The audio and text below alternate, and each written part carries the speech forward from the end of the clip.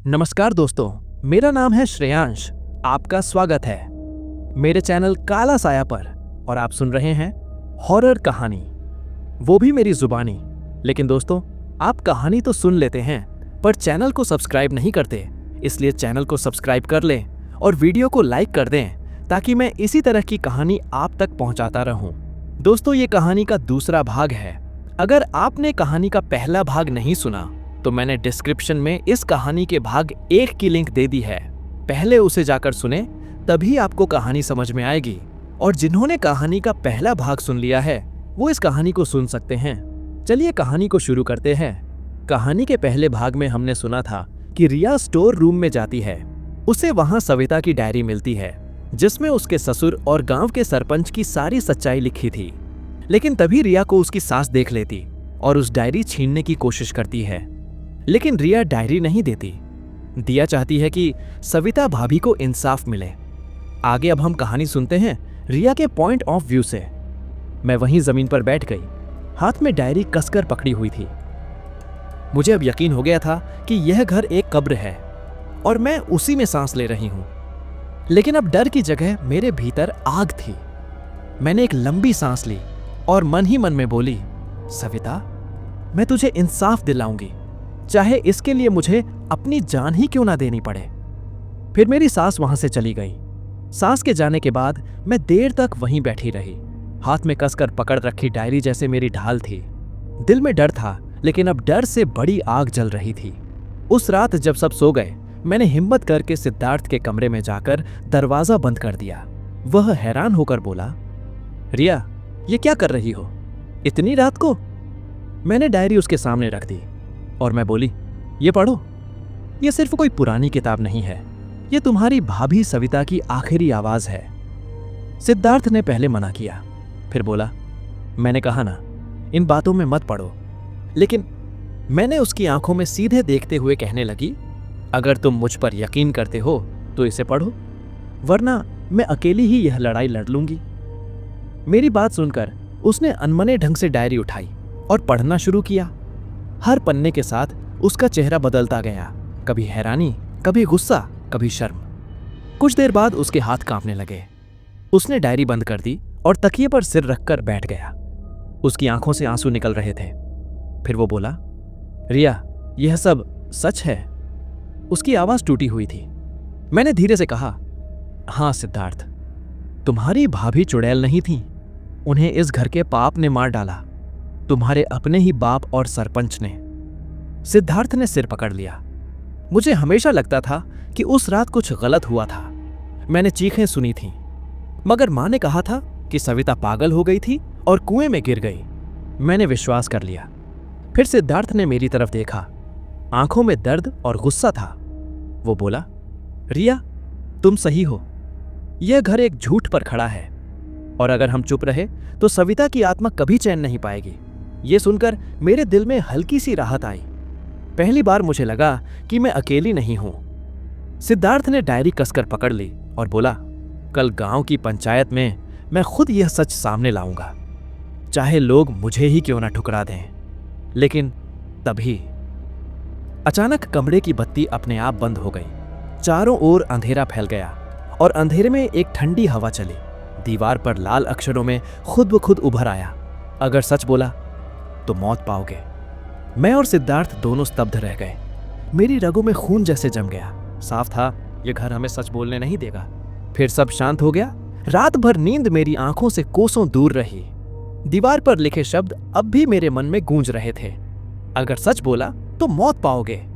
लेकिन सुबह की रोशनी आई तो थोड़ी हिम्मत जुटी। सिद्धार्थ मेरे पास बैठा बोला, रिया, अब हमें रुकना नहीं है। पंचायत में सबके सामने यह डायरी रखेंगे, चाहे जो भी हो। मैंने सिर हिलाया और बोली, हाँ, यही सही वक्त है। लेकिन हमें यह नहीं पता था कि हमारे हर शब्द सुन लिए गए हैं। आंगन में जाते ही मैंने देखा सास और ससुर धीमी आवाज में आपस में बात कर रहे थे।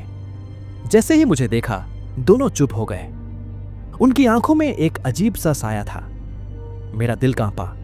मुझे यकीन हो गया कि उन्हें सब पता चल चुका है। ऐसे ही दोपहर तक घर का माहौल असामान्य था। कोई मुझसे सीधे बात नहीं कर रहा था। अचानक सास ने मुझे रसोई में बुलाया। उनकी आंखें ठंडी और चेहरा सख्त था। वो बोली, रिया, सुना है तू और सिद्धार्थ पंचायत बुलाने की सोच रहे हो। मैंने कुछ नहीं कहा, बस चुप खड़ी रही। वह पास आकर बोली, याद रख, यह घर ही तेरी इज्जत है। अगर तूने इसे बदनाम किया तो तेरे लिए यहां कोई जगह नहीं बचेगी। मैंने हिम्मत कर जवाब दिया, इज्जत सच बोलने से नहीं जाती, पाप छुपाने से जाती है। अब सविता भाभी को इंसाफ मिलेगा। उनके चेहरे पर एक खतरनाक मुस्कान उभर आई। ठीक है, फिर कल की सुबह देख लेना। उस रात खाने में सब एक साथ बैठे, लेकिन माहौल अजीब था। सबकी निगाहें हम पर थीं। मुझे बार बार लग रहा था कि खाने में कुछ मिला है। मैंने मुश्किल से 2 कौर खाए। बाद में सिद्धार्थ ने भी धीमे स्वर में कहा, रिया, मुझे भी लग रहा है जैसे ये हमें रोकने की तैयारी कर रहे हैं। रात ढलते ही अचानक दरवाजा खटखटाया। जब खोला तो बाहर गांव का पुजारी खड़ा था। उसने गंभीर आवाज में कहा, सिद्धार्थ, तुम्हारे मां बाप ने बुलाया है।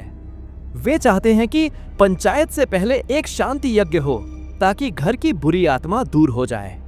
यह सुनकर मेरे रोंगटे खड़े हो गए। मुझे तुरंत समझ आ गया, यह शांति यज्ञ नहीं बल्कि हमें चुप कराने का कोई और बहाना है। मैंने सिद्धार्थ की ओर देखा और उसके हाथ को कसकर पकड़ लिए।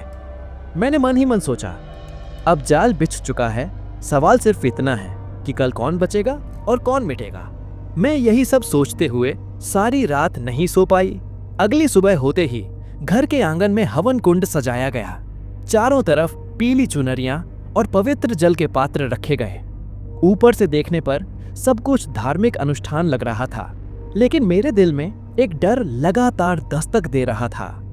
सिद्धार्थ मेरे बगल में बैठा था। उसकी आंखों में भी बेचैनी साफ थी। पुजारी मंत्रोच्चारण कर रहा था, लेकिन उसके शब्दों में कुछ अजीब सा था। वह सामान्य पूजा नहीं लग रही थी। धीरे धीरे मुझे महसूस हुआ, मंत्रों के बीच काले तंत्र की ध्वनियां मिलाई जा रही थीं। सास और ससुर एक दूसरे को देख देख कर मुस्कुरा रहे थे। मेरा गला सूख गया। अचानक पुजारी ने कहा, बहू को अग्नि के सामने बैठना होगा, तभी शांति होगी। सिद्धार्थ ने विरोध किया, क्यों? रिया पर क्यों जोर दिया जा रहा है? सास ने गहरी सांस लेकर कहा, क्योंकि वही तो उस आत्मा से सबसे ज्यादा जुड़ी है। अगर वह बैठ जाएगी तो आत्मा शांत हो जाएगी। उनकी बात सुनकर मेरी रीढ़ में सिहरन दौड़ गई। साफ था कि यह सब सविता भाभी की आत्मा का बहाना बनाकर मुझे ही बलि चढ़ाने की चाल थी। मैंने कांपते स्वर में सिद्धार्थ से कहा, यह यज्ञ नहीं है, यह मुझे मारने की साजिश है। सिद्धार्थ ने मेरा हाथ कसकर थाम लिया और सबके सामने जोर से कहा, अगर रिया इस यज्ञ में बैठेगी तो मैं भी उसके साथ बैठूंगा। यह सुनकर सास ससुर का चेहरा बिगड़ गया। पुजारी ने क्रोध से मंत्रों की गूंज और तेज कर दी। आग की लपटें अचानक ऊंची उठने लगीं। ऐसा लगा जैसे हवा भारी हो गई हो। तभी मेरी आंखों के सामने धुंध सी छा गई। मुझे लगा जैसे आग की लपटों में सविता भाभी का चेहरा उभर रहा है। उसका चेहरा आधा जला हुआ, लेकिन उसकी आंखों में अपार गुस्सा था। वह आग से निकलकर जैसे सीधे मेरे सामने खड़ी हो गई। उसकी गूंजती आवाज ने सबको स्तब्ध कर दिया।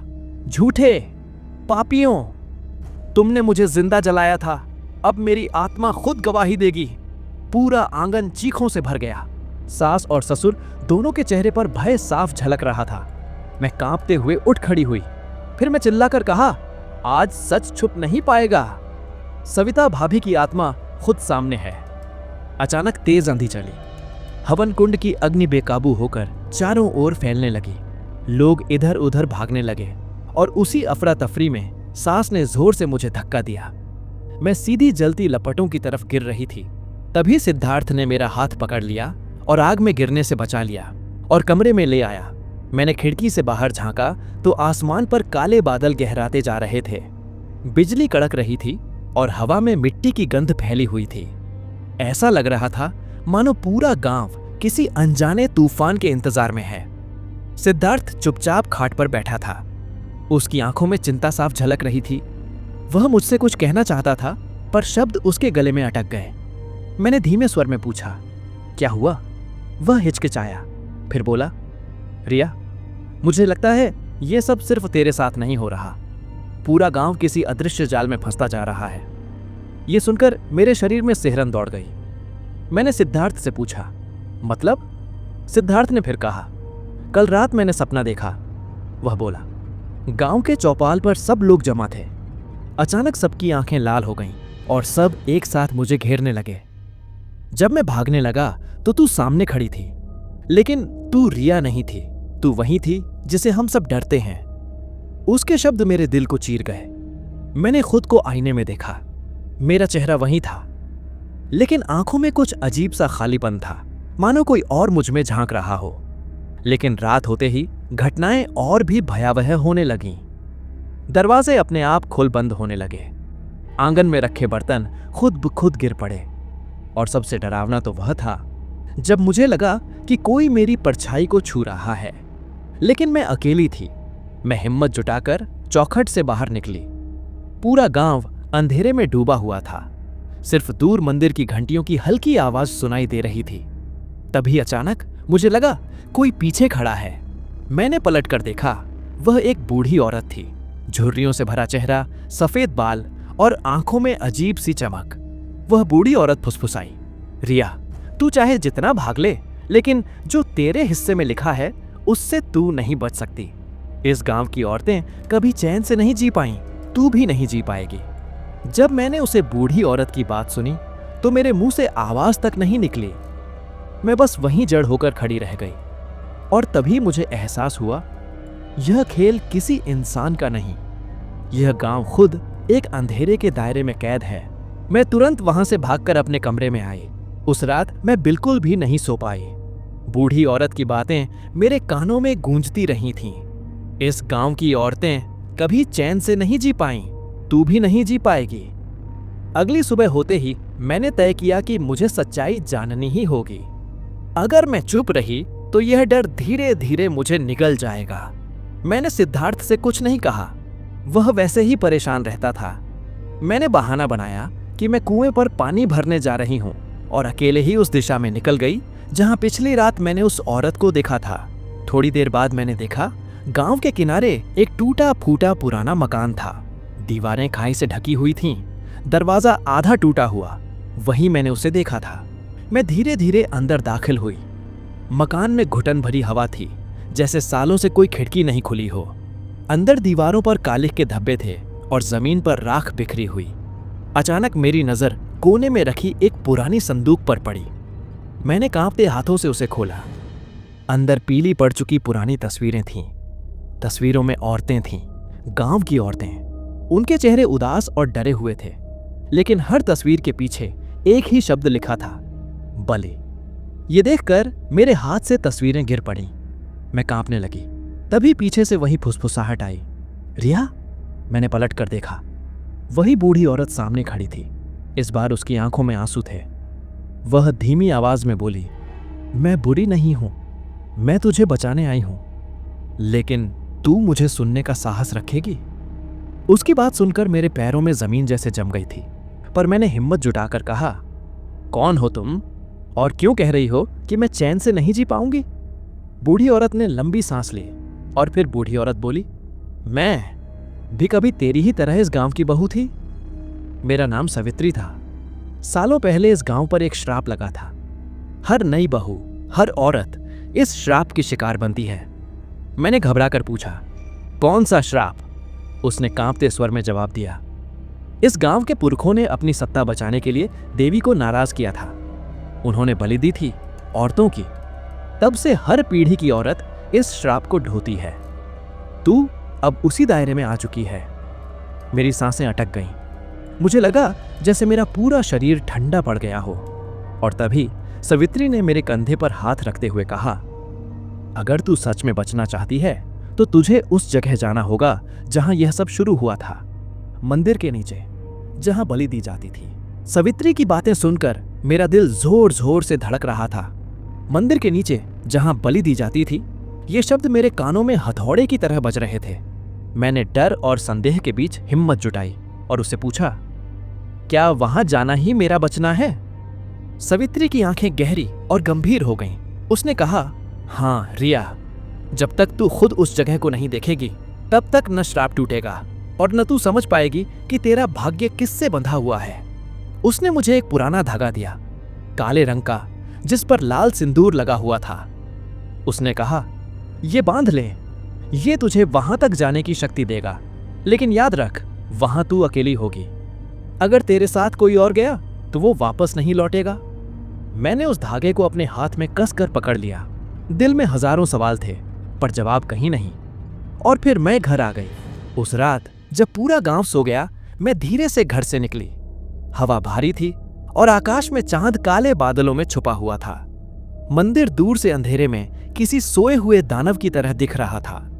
जैसे ही मैंने मंदिर की चौखट पर कदम रखा, अचानक घंटियां अपने आप बजने लगीं। मेरा दिल बैठ गया पर मैंने हिम्मत नहीं खोई।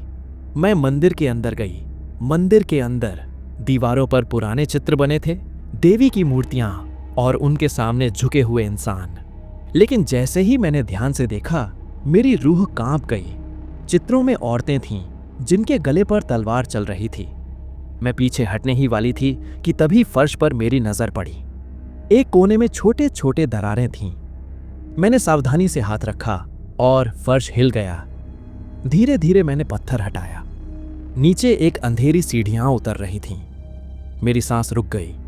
यही था वह रास्ता मंदिर के नीचे का। मैंने कांपते पैरों से सीढ़ियां उतरना शुरू किया। नीचे जाते ही ठंडी हवा का झोंका आया, जैसे सदियों से कैद आत्माएं सांस ले रही हों। नीचे एक बड़ा कक्ष था, चारों ओर मशालों की जली हुई राख और दीवारों पर खून जैसे धब्बे। कक्ष के बीचों बीच एक लोहे की वेदी रखी थी, वही जगह जहां बलि दी जाती होगी। तभी अचानक मुझे लगा जैसे कोई मेरे कान के पास फुसफुसाया हो, रिया, अब तेरी बारी है। मैंने पलट कर देखा पर वहां कोई नहीं था, लेकिन वेदी पर अचानक लाल रोशनी चमकी और मुझे साफ दिखाई दिया। वहां मेरी ही परछाई खड़ी थी, लेकिन वह मुस्कुरा रही थी। ये देखकर मानो जैसे मेरी रगों में खून जैसे जम गया। वेदी पर खड़ी वह परछाई मेरी ही थी, चेहरा मेरा, पर आंखों में अजीब सी लाल चमक, होठों पर भयावह मुस्कान। मैंने कांपते स्वर में कहा, कौन हो तुम? वह परछाई हंसने लगी। उसकी हंसी मंदिर की दीवारों से टकराकर कई गुना तेज हो गई। उस परछाई ने कहा, तू ही हूं मैं, रिया। तेरी वो शक्ल जो तूने अब तक आईने में नहीं देखी। मैं तेरी आत्मा का वो हिस्सा हूं जिसे इस गांव के श्राप ने जन्म दिया है। मेरी सांसें तेज हो गईं। मैंने मन ही मन कहा, नहीं, ये सच नहीं हो सकता। तभी वह आगे बढ़ी। उसके पांव जमीन को छू भी नहीं रहे थे। लेकिन फिर वो परछाई बोली, तुझे लगता है कि तू साधारण इंसान है? नहीं, तू चुनी गई है, इस गांव की हर बहू की तरह। पर फर्क इतना है कि तू आखिरी कड़ी है। तेरे जरिए ही श्राप पूरा होगा या टूटेगा। मैं पीछे हटने लगी। तभी मेरे हाथ में बंधा हुआ काला धागा जलने लगा, जैसे किसी ने उस पर आग रख दी हो। दर्द असहनीय था, पर मैंने उसे नहीं उतारा। उस परछाई ने कहा, इस धागे से तू खुद को नहीं बचा पाएगी। ये सब दिखावा है। सच्चाई ये है कि या तो तू मेरी हो जाएगी या मैं तुझे नष्ट कर दूंगी। मैंने पूरी हिम्मत जुटाकर चिल्लाया, मैं तेरे खेल का हिस्सा नहीं बनूंगी। मेरी आवाज पूरे कक्ष में गूंज गई। अचानक मशालें अपने आप जल उठीं। दीवारों पर भूतियां परछाइयां उभर आईं और उस परछाई का चेहरा धीरे धीरे बदलने लगा। वह अब सिर्फ मेरी जैसी नहीं रही। उसका चेहरा भयानक हो चुका था। आंखें खून से भरी, दांत नुकीले और आवाज इतनी गहरी कि रूह तक कांप जाए। वो बोली, देख रिया, ये है तेरी असली सूरत। तू चाहे जितना भाग ले, इस श्राप से नहीं बच सकती। मैं वहीं घुटनों के बल गिर पड़ी। आंखों से आंसू बहने लगे। मैं रोते हुए बोली, हे भगवान, अगर सच में कोई शक्ति है तो मुझे बचा लो। तभी अचानक कक्ष की छत से राख टपकने लगी। हवा में एक तेज झोंका आया और मेरी परछाई चिल्लाई, कोई तुझे नहीं बचा सकता रिया, तू मेरी है। लेकिन उसी पल मेरे धागे की राख हवा में चमकी और मेरी हथेली पर देवी का एक प्रतीक उभर आया। मैं समझ गई, यह सिर्फ शुरुआत है। असली युद्ध अब भी बाकी है। मैं जमीन पर घुटनों के बल गिरी हुई थी। हाथ में उभरा हुआ देवी का प्रतीक हल्की रोशनी बिखेर रहा था। वह रोशनी कक्ष के अंधेरे को चीरती हुई परछाई तक जा पहुंची। तभी वो मेरी परछाई चीख उठी, नहीं, ये चिन्ह यहां कैसे? उसकी आवाज गहरी, कांपती हुई और गुस्से से भरी थी। मेरे दिल में थोड़ी सी उम्मीद जागी। मैंने कांपते हाथों से प्रतीक को ऊपर उठाया और मन ही मन देवी का नाम जपने लगी। तभी अचानक पूरे कक्ष में हवा भारी हो गई। मशालें तेज जलने लगीं। दीवारों पर उभरी औरतों की परछाइयां एक एक कर मेरे चारों ओर जमा होने लगीं। उनके चेहरे दुख से भरे थे, आंखों में आंसू थे। उनमें से एक परछाई ने धीमी आवाज में कहा, रिया, हमें मुक्ति दिला। यह सुनकर मेरे पूरे शरीर में कपकपी दौड़ गई। मैं समझ गई कि ये वही औरतें हैं जिनकी बलि दी गई थी। मैंने साहस जुटाकर कहा, अगर सच में देवी मेरे साथ हैं तो यह श्राप यहीं खत्म होगा। मेरी परछाई जोर से हंस पड़ी। तू हमें खत्म करेगी? तू तो मेरी ही परछाई है। तेरे बिना मैं अधूरी हूं और मेरे बिना तू। फिर वह अचानक मेरी ओर झपटी। उसका हाथ मेरे गले की ओर बढ़ा, लेकिन जैसे ही उसने मुझे छूने की कोशिश की, देवी का प्रतीक जल उठा। उसने चीख मारी और पीछे हट गई और वो बोली, ये रोशनी, ये आग, ये तेरी ताकत नहीं, किसी और की दया है। मैंने गहरी सांस लेकर कहा, हाँ, ये मेरी ताकत नहीं है, लेकिन इसी के सहारे मैं तुझे मिटाऊंगी। लेकिन तभी कक्ष की जमीन हिलने लगी। ऊपर से धूल और पत्थर गिरने लगे। मुझे लगा जैसे पूरा मंदिर टूट जाएगा। परछाई अब धीरे धीरे काले धुएं में बदलने लगी। लेकिन जाते जाते उसने खौफनाक आवाज में कहा, ये युद्ध अभी खत्म नहीं हुआ रिया। देवी ने तुझे चुना है, लेकिन श्राप तोड़ने के लिए तुझे वो करना होगा जो तू सोच भी नहीं सकती। खून बहाना पड़ेगा। उसकी ये बात सुनकर मेरी रगें जम गईं। मैं हैरानी से बोली, खून? किसका खून? अचानक कक्ष में गूंजती आवाज आई, सत्य की राह कठिन होती है रिया, तैयार रह, अगली बलि तेरे ही हाथों से होगी। मैंने आंखें कसकर बंद कर लीं। अगली बलि तेरे ही हाथों से होगी। ये शब्द मेरे कानों में हथौड़े की तरह बजते रहे। जब मैंने धीरे से आंखें खोलीं तो देखा कक्ष खाली था। न परछाइयां थीं, न सवित्री, न कोई और। बस वही लोहे की वेदी और हवा में फैली राख। मेरे हाथ में देवी का प्रतीक अब भी हल्की रोशनी दे रहा था, लेकिन दिल के भीतर एक गहरी घबराहट बैठ गई थी। मैंने मन ही मन में बुदबुदाया, अगर सच में बलि देनी पड़ी तो किसकी? फिर मैं घर जाने लगी। मैं थकी हारी घर लौटी। सिद्धार्थ दरवाजे पर ही मेरा इंतजार कर रहा था। उसकी आंखें चिंता से भरी थीं। वो बोला, रिया, तू कहाँ चली गई थी? पूरी रात मैं तुझे ढूंढता रहा। मैंने कुछ नहीं कहा। मैं उसे सच बताना चाहती थी, लेकिन डर था कि वह सुनकर टूट जाएगा। मैं बस इतना बोली, मुझे कुछ जवाब मिले हैं, लेकिन सब आसान नहीं है। वह चुप रहा, लेकिन उसके चेहरे से साफ था कि वह और सवाल करना चाहता है। मैंने नजरें झुका लीं। अगले दिन सवित्री फिर मिली। इस बार उसके चेहरे पर उदासी और भी गहरी थी। वह बोली, रिया, अब समय कम है। श्राप तोड़ने का एक ही रास्ता है, वेदी पर बलि। मैंने कांपते स्वर में पूछा, पर किसकी बलि? सवित्री ने मेरी आंखों में झांकते हुए कहा, या तो तू अपनी बलि देगी या उस इंसान की जो तुझसे सबसे अधिक जुड़ा है। मेरे पैरों तले जमीन खिसक गई। मतलब? सिद्धार्थ? सवित्री ने सिर झुका लिया। हां, श्राप टूटा तो गांव की औरतें मुक्त होंगी, पर अगर तूने कुछ नहीं किया तो तू भी उन्हीं की तरह अगली शिकार बनेगी। मेरे होंठ सूख गए। दिल की धड़कन इतनी तेज थी कि मानो छाती फट जाएगी। क्या सच में मुझे अपने पति की बलि देनी होगी? उस रात मैंने सिद्धार्थ को देखा। वह सो रहा था। उसके चेहरे पर मासूमियत थी। मैंने उसके माथे को छुआ। आंसू बह निकले। कैसे कर सकती हूं मैं ये तो मेरे जीने की वजह है। पर उसी वक्त कमरे की दीवारों पर परछाइयां उभर आईं। वे सब औरतें जिनकी आत्माएं मंदिर के नीचे कैद थीं। वे एक साथ फुसफुसाईं, रिया, हमें मुक्त कर, हमें मुक्त कर। उनकी आवाजें इतनी तीखी थीं कि मैं अपने कान बंद कर ली, पर आवाजें रुकती ही नहीं थीं। मुझे लगने लगा कि मेरा दिमाग फट जाएगा। मैंने चीखते हुए कहा, नहीं, मैं सिद्धार्थ को कुछ नहीं होने दूंगी। तभी अचानक देवी का प्रतीक जल उठा और हवा में वही गहरी आवाज गूंजी, तो तय कर रिया, या तो खुद को अर्पित कर या जिसे तू सबसे अधिक चाहती है। मैं उसी रात उस मंदिर में जाने का फैसला किया। फिर मैं वही मंदिर गई। मैं वही मंदिर के वेदी के सामने खड़ी। मैं कांप रही थी। देवी की आवाज अब भी गूंज रही थी, या तो खुद को अर्पित कर या जिसे तू सबसे अधिक चाहती है। तभी मैंने देखा कि सिद्धार्थ भी मेरे पीछा करते हुए आया और मेरे पास आ खड़ा हुआ। उसकी आंखों में डर नहीं बल्कि दृढ़ता थी। उसे अब सच्चाई पता चल चुकी थी। रिया, अगर तेरी जान बचाने के लिए मुझे जाना पड़े तो मैं तैयार हूं। मेरी आंखें छलक उठीं। मैंने कहा, नहीं सिद्धार्थ, मैं तुझे खोकर कैसे जिंदा रह सकती हूं। सिद्धार्थ ने मेरे हाथ थाम लिए और बोला, तो चल हम ये श्राप मिलकर तोड़ेंगे। अगर ये श्राप हमारे प्यार से बड़ा है तो हमें साथ ले लें। मैंने आंखें बंद की और देवी से मन ही मन कहा, मां, अगर बलि ही चाहिए तो हमारे प्यार की बलि ले लो, हमें अलग मत करो। फिर हम आगे बढ़े। जैसे ही हमने हाथ जोड़कर वेदी पर माथा टेका, अचानक पूरी गुफा हिल गई।